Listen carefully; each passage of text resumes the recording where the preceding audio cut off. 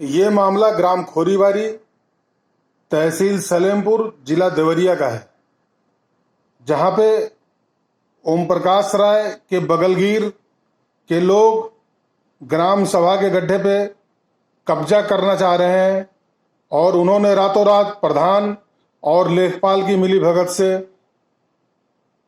करीब दर्जनों ट्राली मिट्टी गड्ढे में भरवा दिया।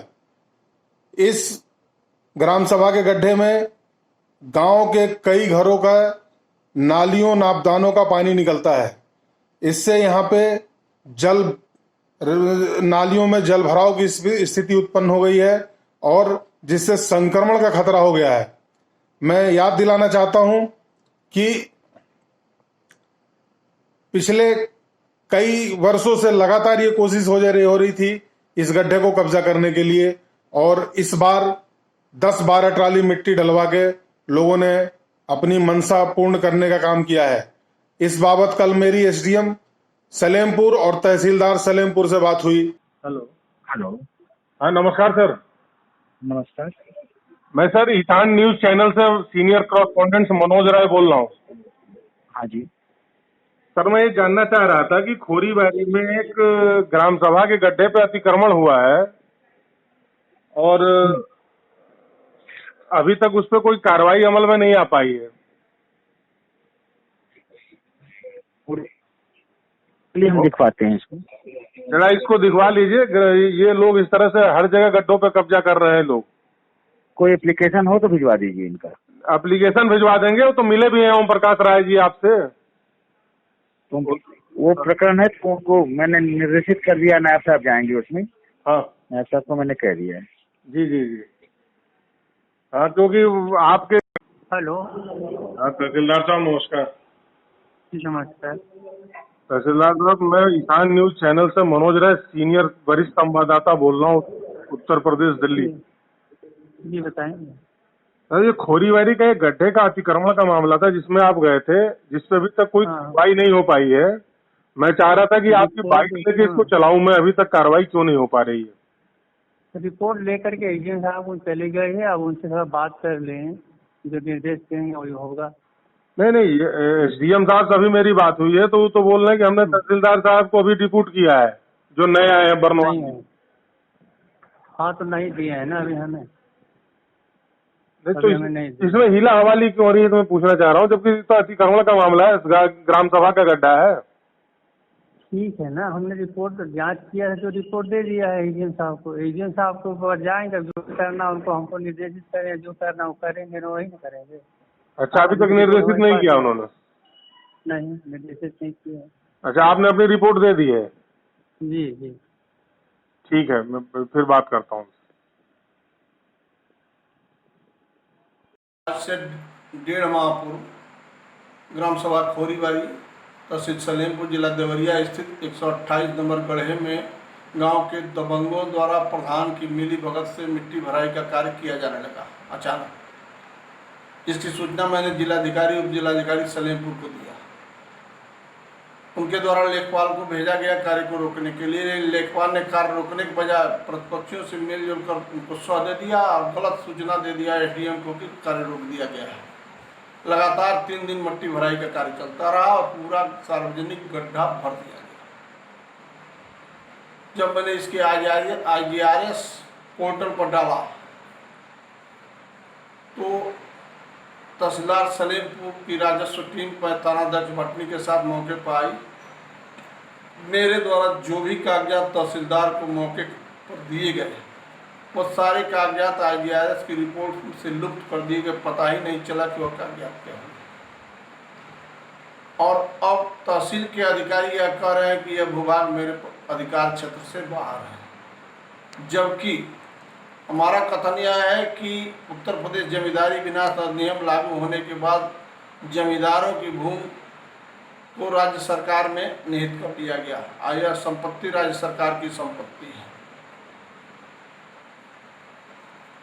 लेकिन अधिकारी यह टाल मटोल कर पल्ला झाड़ना चाह रहे हैं। उसमें सबसे अहम भूमिका लेखपाल की है, जो आज तक यहाँ मिट्टी भराई न रोकने का प्रयास किया, न एसडीएम या थानाध्यक्ष को कोई लिखित सूचना दिया कि पक्ष मान नहीं रहा, मिट्टी भराई जारी है। इससे इसकी संलिप्तता प्रतीत होती है। और IGRS की रिपोर्ट में गलत मेरे द्वारा प्रस्तुत कागजातों को निकालकर गलत आख्या प्रेषित की गई है।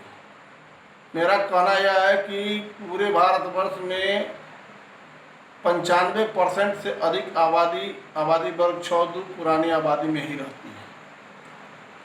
उसमें अगर जनहित की कोई समस्या आती है, जैसे सड़क,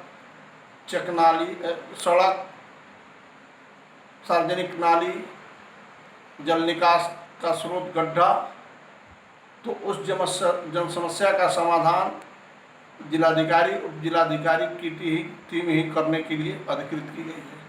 लेकिन बार बार तहसील प्रशासन यह कह रहा है कि यह परिक्षेत्र मेरे अधिकार क्षेत्र के बाहर है। इस तरह से वह गड्ढे का भूभाग जो सार्वजनिक जल निकास हेतु है, वह क्रमशः अवैध कब्जा होता जा रहा है। गांव से निकलने वाली सार्वजनिक नालियां अवरुद्ध है, गांव में जल जमाव संक्रमण फैल रहा है। कल को संक्रमण महामारी फैलेगी तो भी ये अधिकारी यही कहेंगे कि यह मेरे अधिकार क्षेत्र में नहीं आता है, जबकि हमारी जानकारी में यही है कि उत्तर प्रदेश शासन ने जो व्यवस्था दिया है, एक जिले के हर विभाग, हर अनुभाग और हर परिक्षेत्र पर अधिकार जिलाधिकारी महोदय का होता है, SDM उसके अंग होते हैं। दूसरी चीज है कि अगर सिविल सूट से इस प्रकरण का निस्तारण कराने के लिए निर्देशित SDM द्वारा किया जा रहा है, तो 30 से 40 वर्ष की प्रक्रिया में सिविल सूट से निस्तारण होगा। तो जनहित की समस्या 40 वर्ष में निस्तारित हुई, तब तक 2 पीढ़ियां उस संक्रमण से मर जाएंगी। ये प्रशासन की स्थिति है। इसके बाबत मैंने वर्तमान सरकार के 1/8/2017 का शासनादेश का भी हवाला दिया है, जिसमें राज्य सार्वजनिक संपत्तियों की सुरक्षा का पूर्णतया अधिकार धारा 67 के अनुसार जिला प्रशासन और तहसील प्रशासन को करना है, कार्रवाई करनी है, जुर्माना वसूलना है और इससे अवैध कब्जे को हटवाना है। और IPC की धारा 447 के तहत FIR दोषी लोगों को करना है। लेकिन सब कुछ के बावजूद तहसील प्रशासन हिलावाली कर रहा है, इससे आम जनता का उत्पीड़न हो रहा है। तत्काल उस गड्ढे को प्रशासन द्वारा खाली करवाया जाए और दोषी लोगों के खिलाफ कार्रवाई की जाए। सबसे इसमें संलिप्त लेखपाल के खिलाफ तुरंत दंडात्मक कार्रवाई की जाए, यह मेरी मांग बस होती है। और IGRS की रिपोर्ट में गलत मेरे द्वारा प्रस्तुत कागजातों को निकालकर गलत आख्या प्रेषित की गई है। मेरा कहना यह है कि पूरे भारतवर्ष में 95% से अधिक आबादी वर्ग 6 पुरानी आबादी में ही रहती है। उसमें अगर जनहित की कोई समस्या आती है, जैसे सड़क, सार्वजनिक नाली, जल निकास का स्रोत गड्ढा, तो उस जन समस्या का समाधान जिलाधिकारी, उप जिलाधिकारी की टीम ही करने के लिए अधिकृत की गई है। लेकिन बार बार तहसील प्रशासन यह कह रहा है कि यह परिक्षेत्र मेरे अधिकार क्षेत्र के बाहर है। इस तरह से वह गड्ढे का भूभाग जो सार्वजनिक जल निकास हेतु है,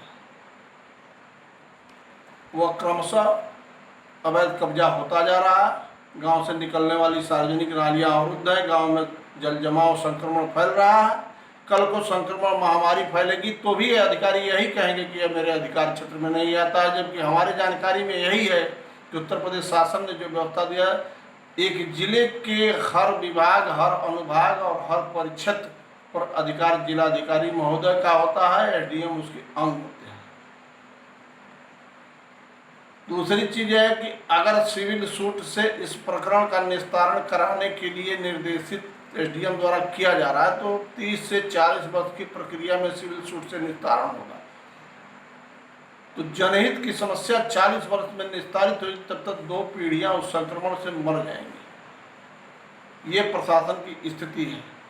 इसके बाबत मैंने वर्तमान सरकार के 1/8/2017 का शासनादेश का भी हवाला दिया है, जिसमें राज्य सार्वजनिक संपत्तियों की सुरक्षा का पूर्णतया अधिकार धारा 67 के अनुसार जिला प्रशासन और तहसील प्रशासन को करना है, कार्रवाई करनी है, जुर्माना वसूलना है और इससे अवैध कब्जे को हटवाना है और आईपीसी की धारा 447 के तहत FIR दोषी लोगों को करना है। लेकिन सब कुछ के बावजूद तहसील प्रशासन हिलावाली कर रहा है, इससे आम जनता का उत्पीड़न हो रहा है। तत्काल उस गड्ढे को प्रशासन द्वारा खाली करवाया जाए और दोषी लोगों के खिलाफ कार्रवाई की जाए और सबसे इसमें संलिप्त लेखपाल के खिलाफ तुरंत दंडात्मक कार्रवाई की जाए, ये मेरी मांग है। बस।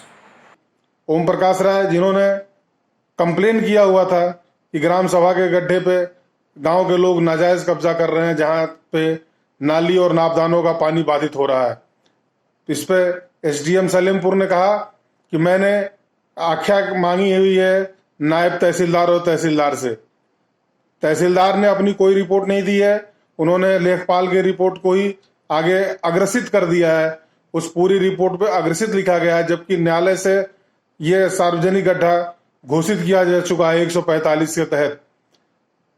जहां एक तरफ योगी सरकार सार्वजनिक ग्राम सभाओं की जमीनों पे, गड्ढों पे जो भी लोग अतिक्रमण कर रहे हैं उनके खिलाफ सख्त कार्रवाई करके गड्ढों को और जगहों को खाली करवाने का काम किया जा रहा है, वहीं दूसरी तरफ खोरीवारी गांव में कुछ दबंग लोगों ने गड्ढे को कब्जाने का काम किया है और प्रशासन मूक दर्शक बनकर तमाशा देख रहा है, बजाय कुछ करने के हीला हवाली का काम कर रहा है। मैं उत्तर प्रदेश शासन से ये अपील करना चाहूंगा कि इस मुद्दे को, इस प्रकरण को संज्ञान में लेते हुए उचित कार्रवाई करने का निर्देश दिया जाए। मैं मनोज राय, वरिष्ठ संवाददाता ईशान टाइम्स, उत्तर प्रदेश उत्तराखंड। धन्यवाद।